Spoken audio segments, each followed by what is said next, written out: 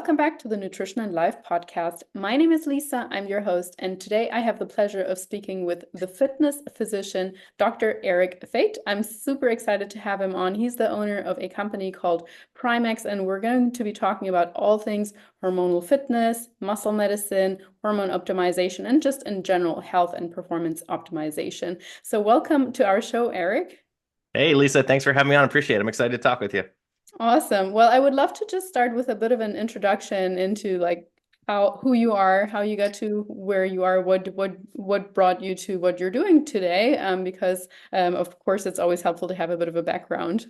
Yeah, absolutely. So thank you again. I appreciate it. Hopefully, people will have some fun and learn some things. I am a board certified physician here in the United States, here in Ohio, and I do telemedicine now all across the country. And I've had, actually people from, in Europe and other places, New Zealand, Australia contact me as well. And it's just been a blast. So I have always been involved in health, nutrition, and fitness. I've been an athlete my whole life, involved in wrestling and martial arts and weight training and all kinds of things. I grew up in a health environment. My parents were teachers, so I loved to learn. My father specifically was a science teacher, physiology, biology. So I really learned, and he had familial hypercholesterolemia. So I learned at a very early age about healthy eating and learned how to alter your body composition with diet and exercise. And then as I went to med school, went kind of the traditional route. I was an emergency medicine physician for many years, and I did it all. I saw people at their worst and their best, and took care of all kinds of crazy things. Got some great stories, but as I saw, the traditional medical model was kind of broken. It's gotten worse since then, unfortunately. And I just saw a lot of people that were just in bad shape and ill, and when I see people in their 30s, disabled on 20 medications and overweight and sick. And I'm thinking to myself, gosh, there's got to be a better way. This could have all been prevented with a proper lifestyle and nutrition and healthy, natural living. That's what got me into the world of preventive health. So I learned more and delved into endocrinology, got trained and certified in, advanced hormone optimization therapy, learned about peptides and functional medicine and, all kinds of different things, so that's kind of what took me down that road. And ever since then, I've been diving deeper and deeper into that world, and had a clinic where I did this for a long time. And then now I just do all telemedicine. So I treat people of all different things with, whether it's, medical weight loss, hormone optimization, just general anti-aging, longevity, gut health, genetic testing, you name it. And it's just a lot of fun because there's so much to learn, so many cool people like yourself and other fitness pros and physicians and trainers, and it's just been a lot of fun. So that's kind of what I do. So I do telemedicine now, and I practice what I call muscle medicine, or what I call cellular medicine. It's kind of a new, really the cutting edge of treatment in terms of really getting to the root cause of underlying issues, not just like the traditional medical model where you just give a pill or do a surgery. It's like, why are you having this issue? And really, my big thing is really pushing the natural approach, try to get people, outside in the sun, moving, getting back to their spiritual side and natural health, real food, and then of course we'll do natural supplementation and natural hormone optimization, even peptide therapy if necessary. But I always try to start with the natural free stuff first and kind of go from there. So anyway, so that's my origin story in the superhero world, and we'll go from there. I love it. Thank you for sharing a little bit about you. And as our audience, or most of our audience, will know that we're big on just the basics on a consistent basis as well. And they're going to be the big needle movers, even if they might not seem super exciting. Things like sun exposure, walking, sleep, exercise, diet, etc. Right. But because we do talk about that quite a bit, I would actually like to get a little bit more into the nitty-gritty. And I'm going to throw over my actual schedule that I had lined up initially. And I do want to actually touch on peptides right away because you mentioned it again too. And I think people are becoming more and more interested in it, myself included, actually, just or curious about it, not necessarily for myself, at least not at this stage. But yeah, there is a lot of conflicting evidence about it as well. And people are either really, oh no, this is way too futuristic for us, for me, what's the application of that, or quite interested in pro. So I'm curious, maybe you can give us a little bit of an overview of what peptide therapy actually is, or how it came about, and then maybe how you use it if it's applicable in some of your clients. Yeah, absolutely. So yeah, I've been into the world of peptides for a number of years now, and it is unfortunately somewhat controversial, as most new things kind of are, kind of like hormones were and still are kind of. But yeah, so it's been actually been studied for many years, and especially in Europe and even in Russia, it's been studied for decades. And there's a ton of data out there. here in the States, not as much in terms of, human trials. I mean, they're ongoing and there will be a lot more, and there's a lot going on right now. But, peptides are basically natural molecules. They're peptides are basically chains of amino acids. And, most people know what amino acids are. That's what makes a protein, right? So, but they're typically smaller, less than 20 amino acids at a time in general. But the most common, most people have probably heard of them. Insulin, he has in our bodies is a peptide. It's a chain of amino acids. Oxytocin is a peptide, right? VIP, vasoactive intestinal peptide, is one that's made in our bodies, naturally, and those are peptides. So they are natural molecules. Obviously, in the world of pharmaceuticals, they've learned to enhance them and give them therapeutically in large, more effective amounts and larger amounts than what our body would naturally produce to make to create a result. And they function as signaling molecules that kind of go through the body and tell the body what to do. It's almost the closest analogy. Some of them almost act like, most people know what like adaptogens are, like the herbs that kind of modulate certain health processes in your body. So some of them kind of act like that. They just basically modulate the body in certain processes to affect a result and a good one. And the nice thing is, because they are natural in nature, they're very, very safe. They can be used effectively with, there's really hardly any, if any, side effects or downside to them. I mean, any medication could cause a side effect, right? Anything is possible, and they are powerful, so you still have to exert some caution. And I think that's probably where the controversy lies, whereas you see a lot of stuff online, just kind of like with hormones, you could buy anything online, right? And a lot of people are always, there's Facebook pages where like, oh, I get mine from Peptide Science or this company, and it's like, you have to be careful, just like anything, because no matter what they say, most of them are just simply not as pure as what you're going to get from a pharmaceutical product. I mean, even if they're 95% pure, what's that other 5%? If I'm putting something in my body, I want it to be 100% pure, tested, approved, certified, the whole nine yards. So other people will say, no, you don't need to go through that. It's more expensive. I can get them for really cheap for online, and you go for it. I'm not going to do that, and I don't want my clients to do that. So I think. And of course, the FDA here in the United States, of course, I don't want to get off on political tangents, but it's all about politics and economics. So they've been trying to take away some of the peptides. I think Big Pharma has their own plans for that down the road to capitalize on it, because they see what's going to happen. They're going to come back and, do their own peptide down the road, and, 20 times as much cost, of course, right? So, so I think that's where some of the controversy lies. But again, if you look at all the studies, and like I said, especially in Russia and other countries, they've been studied for decades and very, very safe, very effective. But still, like anything, you still have to be careful with them, and definitely work with a trained provider. You don't want to work with, Mr. Fitness Trainer online who's just recommending them because he reads about them and, went to a conference kind of thing. And that's just, takes years and years of understanding the actual underlying cellular pathways as to how they work. Because just like anything, there can be a downside if you don't know what you're doing, just like any medication. So you do have to be careful with any medication, hormone, peptide, etc.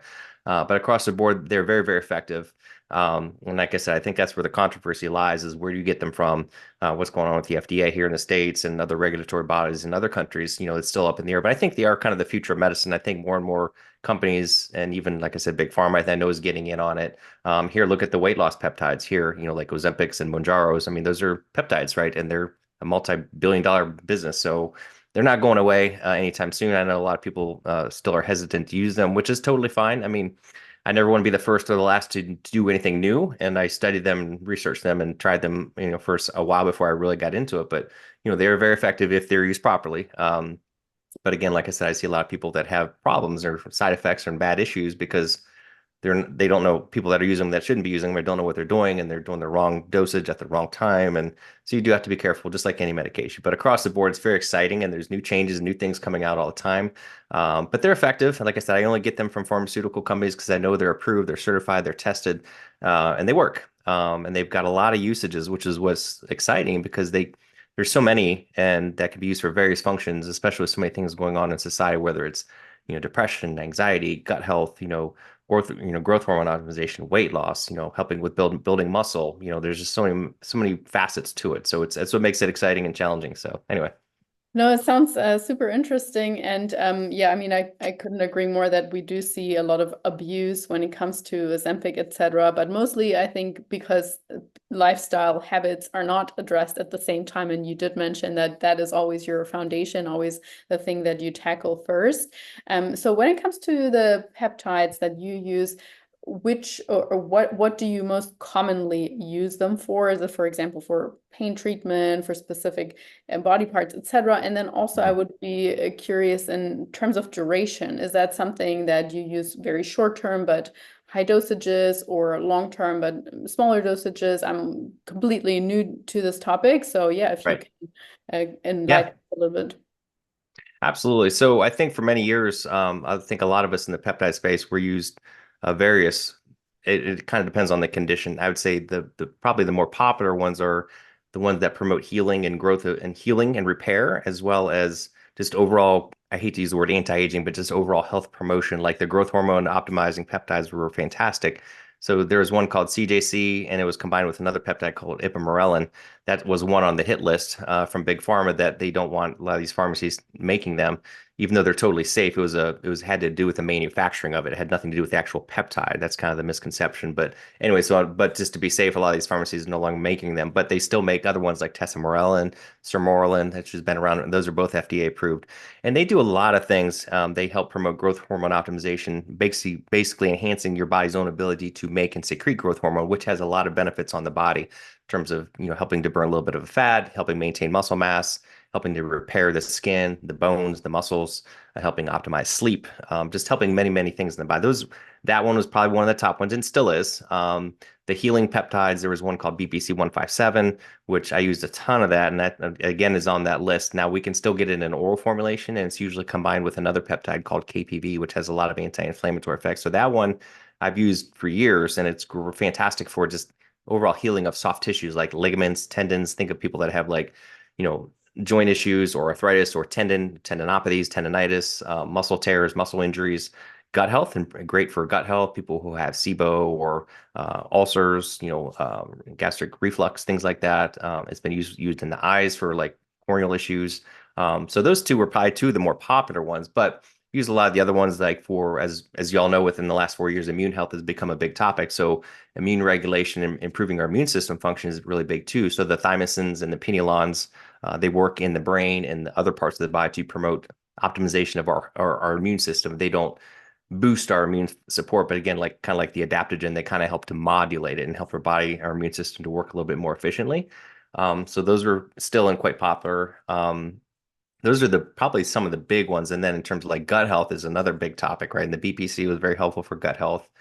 There's another one called the Rosatide, which is very helpful for helping with leaky gut and healing the gut. You probably heard a lot of your clients have probably had like, gut issues, and microbiome has been a big topic in the last number of years. And we're learning more and more, but a lot of people, unfortunately, nowadays with all the junk in the glyphosate and toxins and crap in the food and the water, a lot of people are having leaky gut and SIBO and all these gut issues. So these gut peptides are fantastic for helping to heal that, right? So those are very beneficial as well. And then, of course, mitochondrial health, also a big topic in the last number of years. A lot more people talked about mitochondrial function, how it can benefit your cognitive abilities, your performance, and just overall health.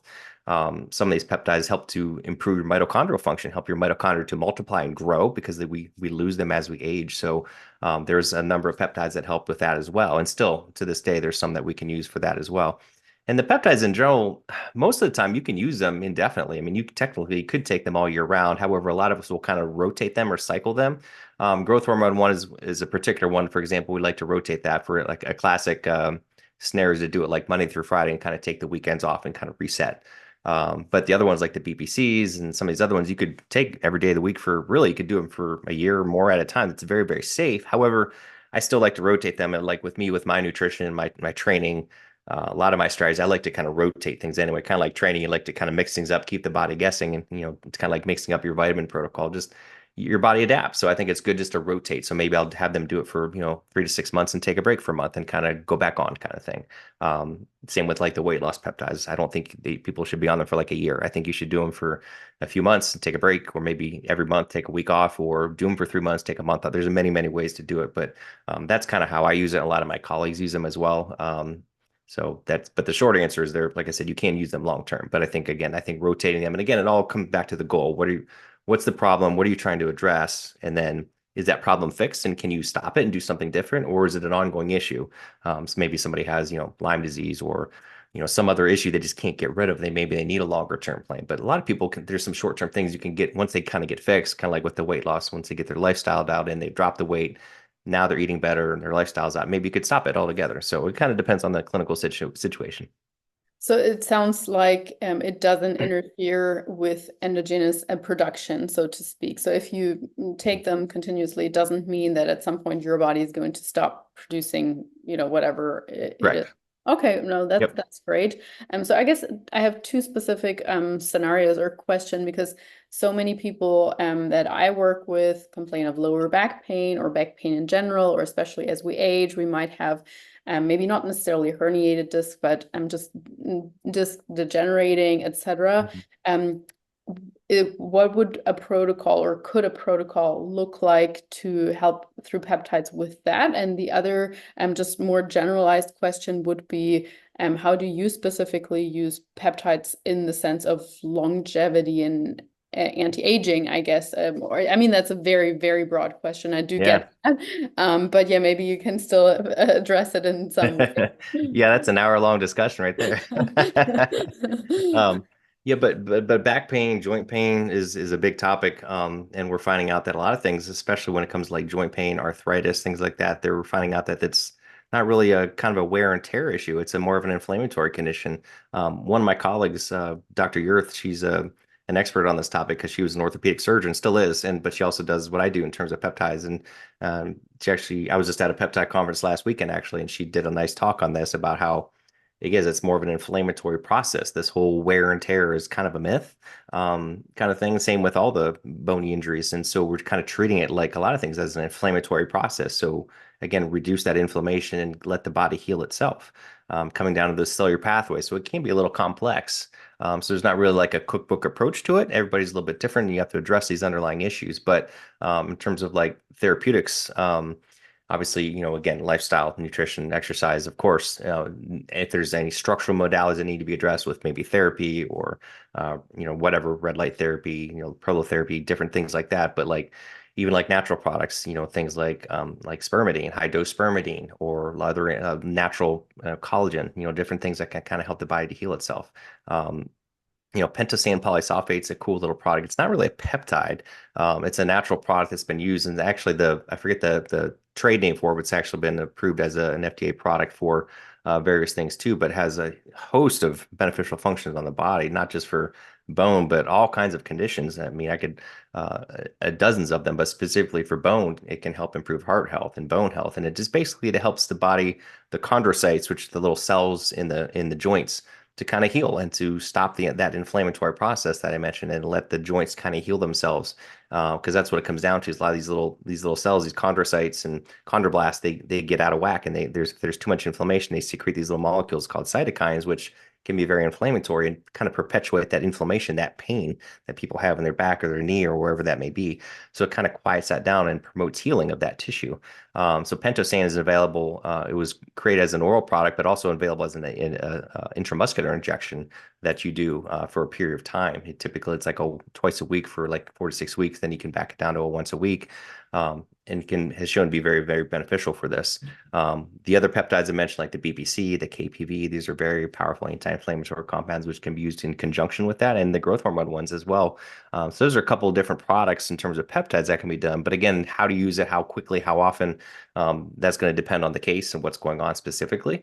But like I said, it's really more about quieting down the inflammation. And that's where it comes down to, the diet. Are they eating any inflammatory diet? What kind of exercise are they doing? Are they doing any other modalities, right? And like I mentioned, things like natural products, collagen and spermidine, other things like that, vitamin D, all these different things that can help the body to heal, quiet down the inflammation, letting it heal, can be very beneficial too. So sometimes you can stack these different protocols, the natural products, the peptides, and put them on a regimen and kind of quiet that down. And obviously, disc pain can be a little problematic. Obviously, if there's a big structural issue, maybe it can only do so much. Maybe they do need, advanced therapy or some kind of injections, and heaven forbid, last resort would be a surgical kind of thing, but that can be very difficult. I think in terms of like a longevity protocol, anti-aging, I think you asked about, I mean, there's a lot of different ways to approach that. I think, again, it really comes down to addressing everything in kind of a stepwise fashion. I think, you know, of course, lifestyle, mitochondrial health, gut health, reducing inflammation, and really just it's about optimizing the cell. So it's like you're really, like I said, kind of peeling back the layers of the onion to get down to the cell and how does it work? All those little mitochondria in the cell, getting them to work properly. It's, we're supposed, our little mitochondria and our little cells are supposed to take in fuel, carbohydrates and fats, et cetera, and process that and make energy out of ATP and not spit out a lot of reactive oxygen species. So think of like an engine. It's supposed to take in gas and burn it very cleanly, make the car go and not spit out a lot of fumes and exhaust. But a lot of us are spewing out a lot of exhaust because there's a lot of inflammation. And that's what we have to work on, getting that cell to work properly. And it's hard because we live in a very toxic world, that's my big thing is like all these synthetic drugs we take, and there's glyphosate everywhere, and there's aluminum and metal in our cereal and our soil, and our nutrients are depleted out of the soil, and there's crap in the air and all this. And so it's difficult. So we're fighting a big uphill battle for sure. So it's detoxifying and you eating clean, getting filters everywhere, and like we talked about earlier about getting out in the sun and getting fresh air, and working on our mind, our spirit, our body all at the same time. So there's a lot there. But I think just kind of really getting back to a natural way of health and getting, putting these devices away, getting away from electronics and getting outside and getting fresh air, filtering our air when we are inside, constant movement. Sometimes it's as simple as that. But other things is like we talked earlier about optimizing your mitochondria, optimizing your gut. And that's where peptides and hormone therapy can play a big role, because no matter what we're doing, sometimes they're just not enough, and you need to take that extra step. If someone's hormones are dysfunctional or subtherapeutic, like if a woman's going through perimenopause or menopause, you can be doing all these things and taking herbs and all these things. It's just not going to be enough. You have to replenish your hormones with some natural bioidentical hormones to get you to where you need to be, and that's going to provide that missing link. Some of the peptides I mentioned can improve your mitochondrial function, improve your growth hormone to help your body to stay young and vibrant, to help you sleep. There's other peptides and natural product to help you sleep. A lot of times as we get older, and again, everything, a lot of us are just that hurry, hurry, hurry, go, go, go stress mentality. We're working harder and sleeping less. And I think sleep and stress are two of the big ones that I see all the time. I'm a big fan of, I don't have any pictures, but I got superhero stuff everywhere. And it's like, kind of like Superman with his big ass. I have the double S. I always talk about sleep and stress. I think that's huge. Again, I always like to start with the free, easy stuff. And everybody's like, oh, yeah, I know, sleep more, don't stress. But who actually does it, right? And we're all not doing it optimally. So I think that's a big, big, big one. So, but I think, again, kind of approaching that stepwise fashion, lifestyle, sleep, stress, movement, exercise, toxins, getting rid of the toxins, getting healthy stuff and getting away from all the artificial world we live in, trying to live as naturally as possible. And then we can kind of go to the next step of, do you need hormone optimization? Do you need peptide therapy? Other advanced nutraceuticals to help the body, whether it's mitochondrial support with say urolithin A, which I'm a big fan of, or spermidine, or all these other products you probably hear about. I mean, there's a million supplements you could take, but we can get overloaded with them. But start with the basics and kind of build from there. So hopefully that, I don't know if that helped a little bit. There's a lot there. Definitely. So Yeah, no, I love how you're layering that. And I mean, it's we often like to think, we can just keep living our lives the way that we are living them. Where's the magic pill to help us continue that way? And we don't want to hear that we should be addressing our sleep and our stress first, but it is yeah. the reality. I do have two follow-up questions. So firstly, in regards to the inflammation, Mhm. of course, eating a diet high in antioxidants, etc., is going to be helpful with that, generally speaking. But what's your take also on something like omega-3? Firstly, do you recommend that to your clients? And also, if so, what kind of dosage? Because I mean, we hear things about like super dosing or super high doses of omega-3s. Is that actually something that has a place somewhere or not? Or would you rather go with like 1 to 2 grams of EPA, DHA daily type of thing for everybody? Yeah, that's a great question. That's an interesting one too, because in the last number of years, I've read more and more, learned a little bit more about omegas and how there's starting to be some counter arguments to that. I was a big fan of it for a long time, and I still tend to recommend it, especially for patients that have like metabolic syndrome or PCOS, or they're overweight, or they need some brain health support. I think it can be very beneficial. I think, as with most things, especially when it comes to supplements, I think the best way, of course, is through natural food, right? Of course, so if you can eat, good quality, Alaskan salmon a couple times a week or something, I think that's best. If you can get it, food that's, not farm raised, but wild caught, free of toxins. And of course, everybody's like, oh, what about the mercury and all this? So that's why I get as naturally as possible. But a lot of people, yeah, they can't. So you have to take a supplement. And a lot of people still, of course, I think there's a lot of good data out there supporting it. I think there's been a lot more studies showing maybe not as good, or maybe there's the big concern is that, is it is it oxidized? You get if you don't get a good quality product as it sits in the bottle or as it's shipping or whatever, it can get oxidized. And then when you take that, you're taking an oxidized oil, which can cause more harm than good. And there's several people who promote more of a metabolic kind of lifestyle and kind of avoiding all kind of fatty fats except for like saturated fats. The whole I'm definitely against PUFAs, the polyunsaturated fatty acids. I think we definitely way too much of that. So I think eliminating all the seed oils, the canola oil, corn oil, safflower oil, all these oils, I think really sticking to like, the healthy doses of like saturated fats, obviously, in food, and then maybe some coconut oil or MCT oil or good quality cold pressed olive oil if it's not adulterated, which is, again, you got to find a good one, right? It's kind of sometimes it's hard. And that's it. The omega-3s, I think if you get a good quality brand and you know for sure it's been tested and it's pure, I think it's totally fine. And like you said, the data, at least a couple, most people recommend, 1 to 4 grams, kind of somewhere in that range. And if it's someone who really needs help with brain, especially the DHA component, I think the acid, the like the krill oil has like astaxanthin, and the krill oil maybe a little bit more support for brain health and things. So I tend to starting to use that a little bit more. But I think they can both be helpful at the right dosages. And then the other thing I've been doing lately is using a product called, the company's called Fatty 15. It's a new fatty acid that's been discovered. It's kind of C15. I forget the scientific name. It's a long one, but it's kind of a new fatty acid. And when you look at the studies, it actually has a lot more benefits across the board than the omega-3s. So I've been using that myself and starting to recommend it for some of my clients. And that's a new one as well. But it doesn't replace omega-3s. It's kind of an addition to it, but it just, I think for the bang for the buck, I would, if I had to pick one, I'd pick that one, and then just stick with eating some fish. But I think again, it's just tricky because some people are getting, when you look, there's a few studies that have shown like, you look at your cell membranes, and again, that's why the PUFAs are tricky because they can disrupt your cellular membrane and disrupt the function of your cell. And if they get oxidized, it's causing more damage and it's impairing that mitochondrial function we were talking about earlier. And some people say the omega-3s do the same thing, so you really shouldn't be taking them at all. Other people say the opposite. Again, I don't think we know. I think that's the tricky part.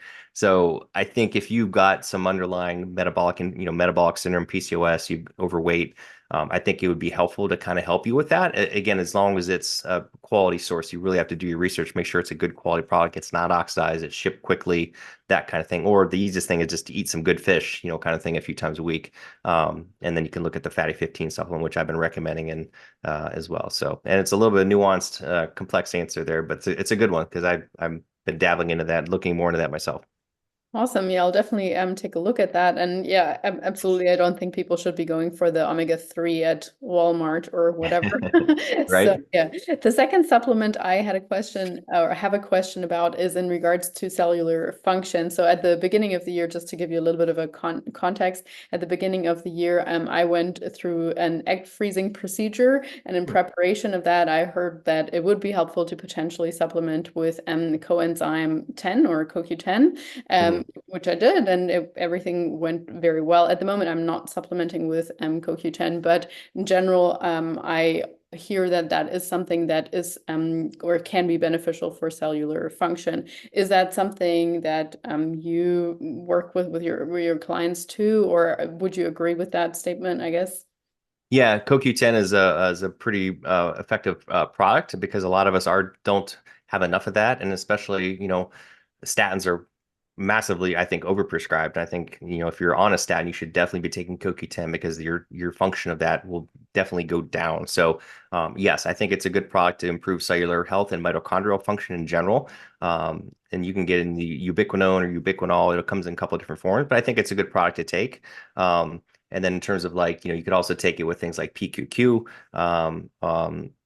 or other there's some other nutrients that can kind of support mitochondrial function. Urolithin A, which I mentioned, MitoPure is a product that I use, but they all enhance mitochondrial function.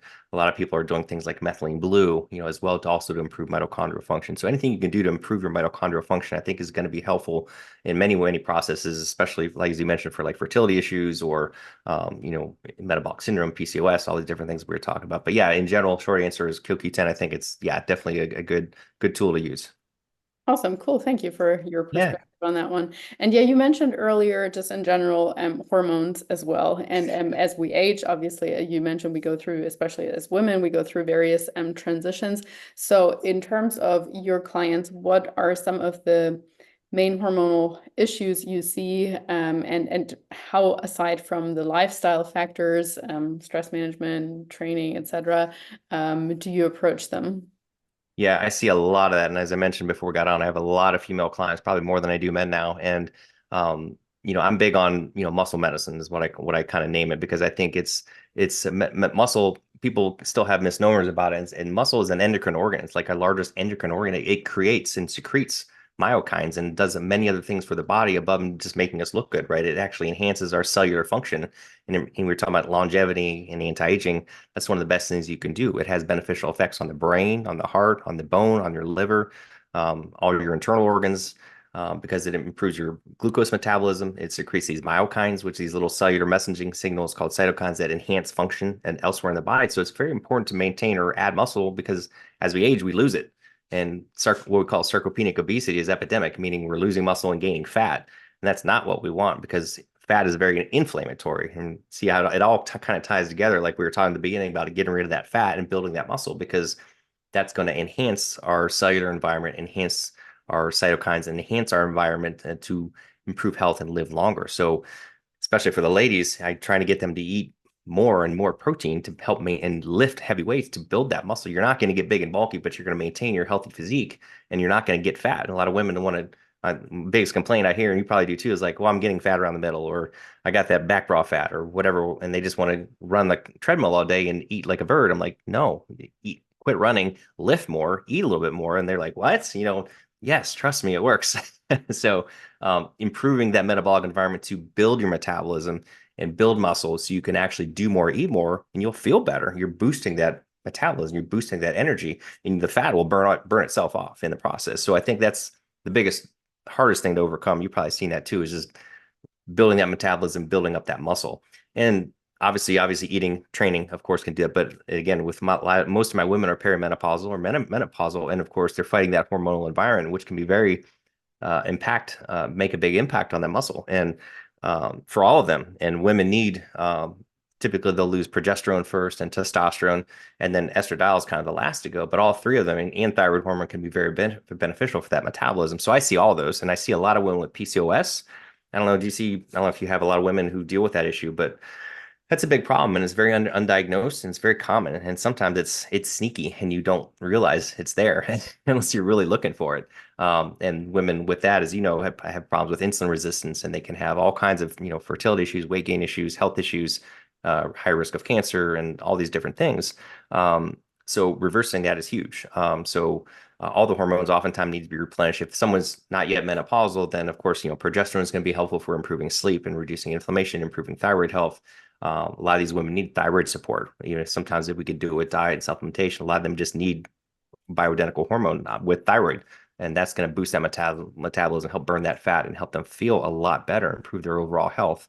And then testosterone is still kind of maligned within the female community. A lot of women are still worried and scared about it, and women need it just as much as men. Sometimes more so, because it's going to help all those things. It's going to help with body composition. It's going to help with mood and drive and energy. Yes, it's going to help with sex drive and libido, definitely, but it will also help with maintaining that muscle mass, burning off that dangerous visceral fat, and improving their metabolism. And then lastly is estradiol. When women go through menopause, obviously they need that. And again, there's tons of myths there. We could probably talk for an hour about that. I still see on like Facebook communities and things, everybody's worried about estrogen and don't take it because it's going to make you fat and retain water. And no, it's actually the opposite. You will actually burn visceral fat. You will get leaner and feel better if you optimize your estradiol, and it will actually help you build muscle. There's some studies. I'm actually writing an article for a gentleman who has a research review on that topic right now about how it can actually help women get a little bit stronger and actually put on a little bit of muscle and burn some fat by optimizing your estradiol. So all the hormones are very beneficial for women as they get older, especially whether you have PCOS or not. But as you go through perimenopause and menopause, definitely is going to help you live longer, stronger, better, and help reduce your risk of heart disease, reduce your risk of osteoporosis, reduce your risk of Alzheimer's, reduce your risk of cancer, and all these things. So, most women are interested not just looking better, feeling better and living longer so they can be there for their family and be there for their children and their grandchildren. If you want to do that, then you have to do all these steps, and you're gonna do it. So I love how much more information is getting out there when it comes to menopause, and that thankfully that misleading information that the Women's Health Initiative has sort of Mm. spread a few years ago is starting to be dispersed, but Oh just my gosh. Yeah. slowly. And But yes, I love hearing just how you educate women as well on strength training. And one quote that I believe Dr. Gabrielle Lyon, she's kind of like spreading it as mhm. called, she always says we're not necessarily overfed, we're under Under muscle. muscled. And Yeah. yeah, I Yeah. love that because it's so true, not just for women, but like in general as In general. a Yeah. Western society or as a whole entire world. So yes, more women do need to start strength training and eating more protein and eating more in general, not just constantly going from one diet to another. Um, Right. but yeah, when it comes to hormone therapy, so you mentioned the three big ones, the progesterone, testosterone, and estrogen. Would you normally, let's just say someone comes to you in perimenopause with, I mean, obviously I know it depends on her labs and her symptoms and so on, but more often than not, do you start with progesterone, then adding in a little bit of testosterone, and then resorting to estrogen? Or is because I think often women just think hormone therapy, it's just estrogen replacement or whatever. Right. But I have heard by several people by now that they actually often start with progesterone or testosterone and then layer in the estrogen.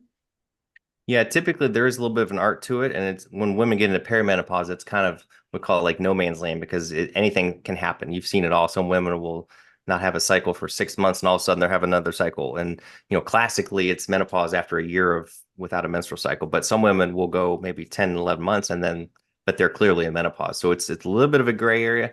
But yeah, typically once if they're still having cycles and they don't need estradiol. They have plenty. And even if it's down on your blood work, it goes up and down throughout the month, of course. So um, typically that's the last one to add on. So yeah, I'll typically start with progesterone and testosterone first if they're having symptoms and their labs are low. But again, you have to know where they are on their cycle and what kind of symptoms and correlate that because if you give it too soon, it could be a problem.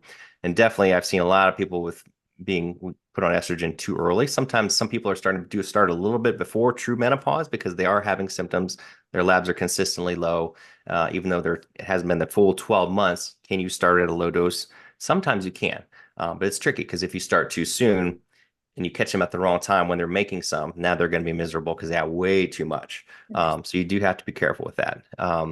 That being said, it definitely has its role. But yeah, across the board, other than, and like I said, thyroid is a big one because oftentimes, again, very misprescribed or misdone and done improperly. You have to be very careful with that one. But progesterone is very, very safe. And I start with that. Most women need that out of the gate and then the testosterone. And they get great results just with that. And then as they progress down the perimenopause, menopause pathway, then that's when we'll evaluate them for estradiol.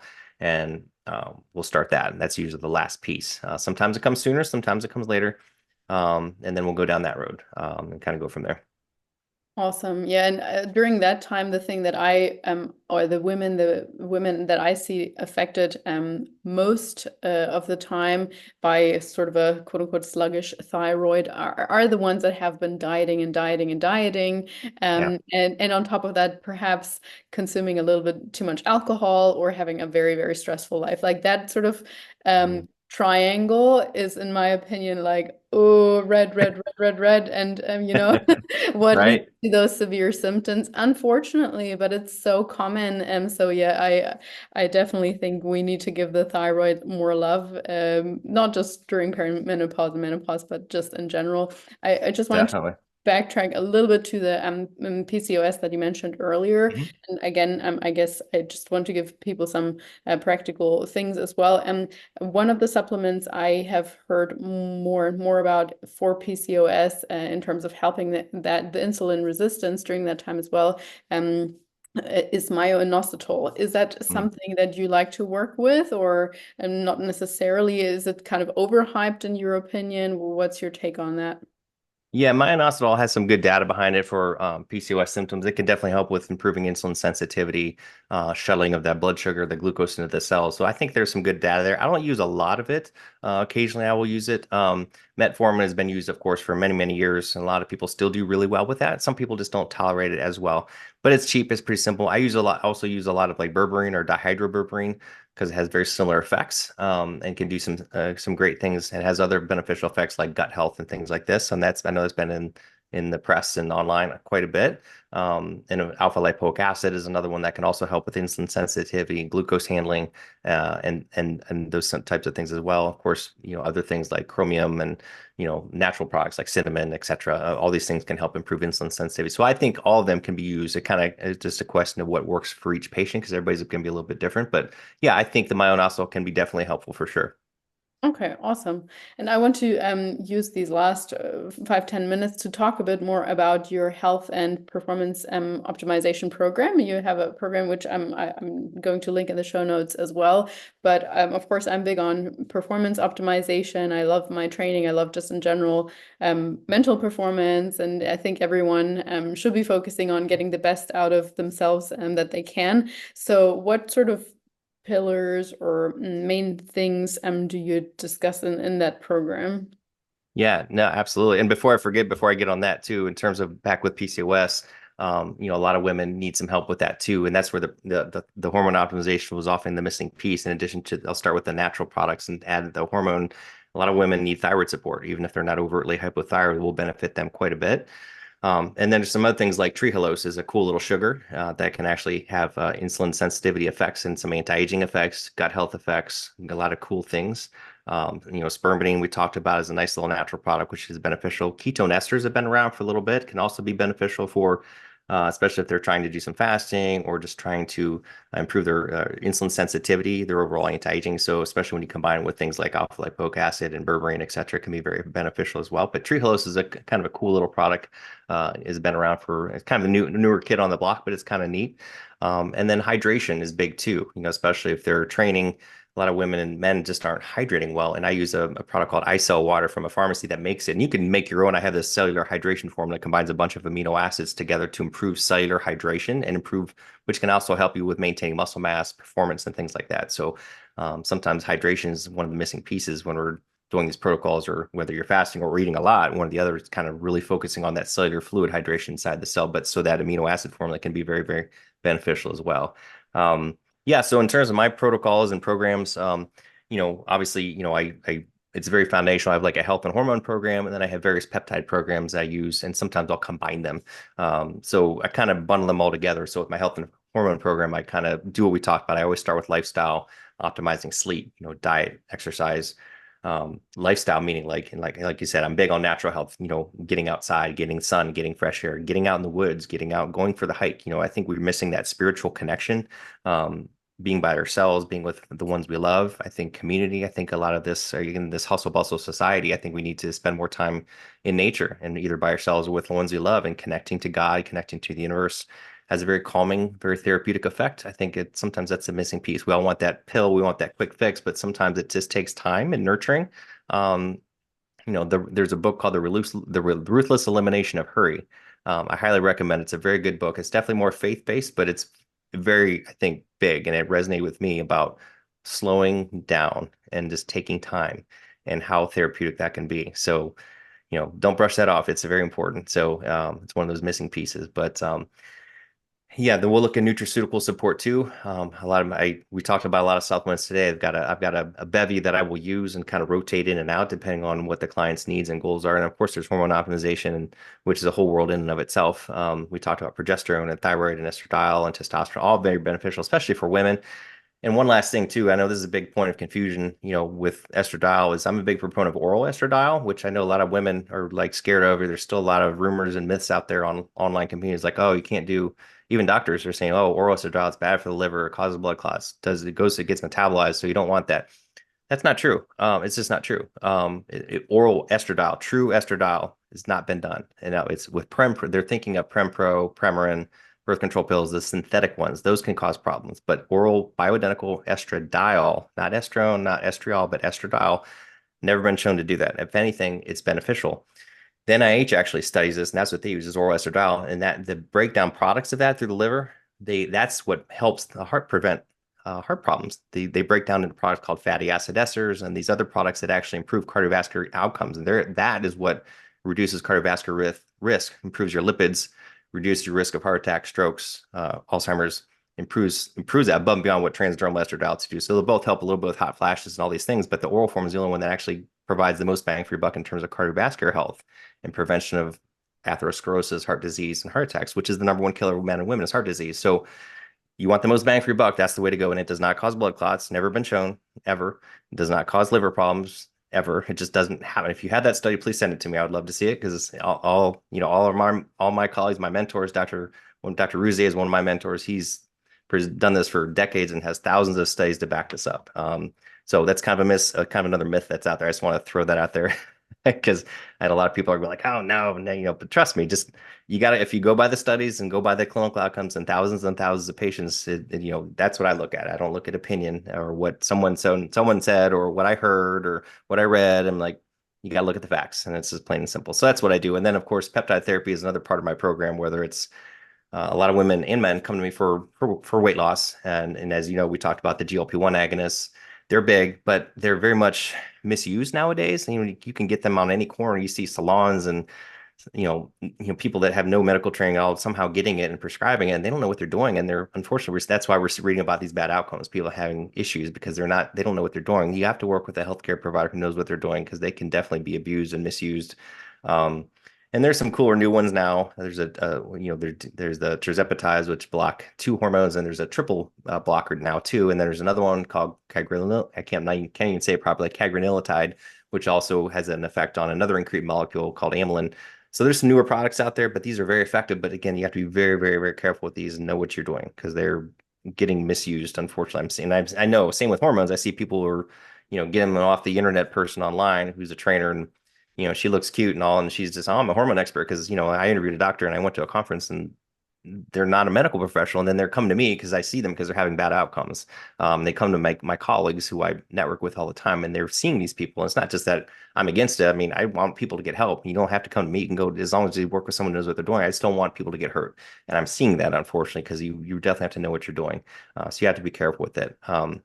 Sorry, I get off on a tangent, but I get very passionate about this and I'm excited. I love it when people feel better and I want them to look good and feel good. And I don't want them to get hurt. I want them to get proper care. I want them to do it right. Sometimes we have to, take the extra time, spend the extra money to do it the right way. There's no shortcuts, as you know. So peptides, we talked about, there's a million of them. And it kind of depends on the protocol you want to do. Most people are coming to me because they want to lose weight. They want to sleep better. They want their brain to work a little better. They want to improve their health and live longer. A lot of people want to live a healthy life. They want to be able to travel, play with their kids, play with their grandkids. And that's why I get passionate about is helping people get that way, to get that energy back, to go through the day. I want to be able to go on a hike and travel with my family and feel good about myself and sleep through the night and actually wake up with energy, and feel good, look in the mirror and be like, yes, I feel good. I look good. And that's what I want. I want my patients to feel it. That's what I get very excited and passionate about. And I want to help people as much as I can. And like I said, it doesn't have to be me as long as it's someone who's working with them, knows what they're doing, but that's what I get excited about. And that's kind of what I do. So I'm all about health and performance optimization, whatever that track that may take. And again, I try to get back to natural health, away from the vagaries and the nuances of our modern healthcare system, which is incredibly broken, and trying to get people away from that. It's not just a pill for every ill. It's just get away from that. Let's treat the underlying issues and figure out why you're having this issue. See if we can fix it and get you off take less things as much as possible and get back to natural health. That's what I'm all about. So if I can help with anybody with that, I'm happy to help. Thank you so much for all this great information, Eric, also for highlighting just the importance of the quality of peptides in general, of the estrogen, etc. All that information. I will definitely make sure to link your company Primex in the show notes as well. And of course, thank you for the book recommendation. I always love new books, and Yes. yeah, it sounds like something that everybody could benefit from. So the Relentless Elimination of Hurry, is that what it was titled? I believe that's the name of it. I'm going to The screw it up. I think it's the ruthless elimination of hurry. Yeah. Gotcha. Okay, Wish I perfect. had it. Yeah, Well, it's a good I'm one. sure something will pop up when I Google it. So thank you for that. And Yeah, yeah. also go check out Eric's podcast, which is titled Relentless Vitality. So I am sure you just discuss a lot of helpful information on there as well. Yeah, and if anybody wants to remind me, I'll send you a link. I have I'll give a free download of my Secrets of Hormone Therapy and a free Lose the Gut cheat sheet. I can send a link if anybody wants. They can click on Perfect. that, download that. So let me know. Thank you so much. Really appreciate it.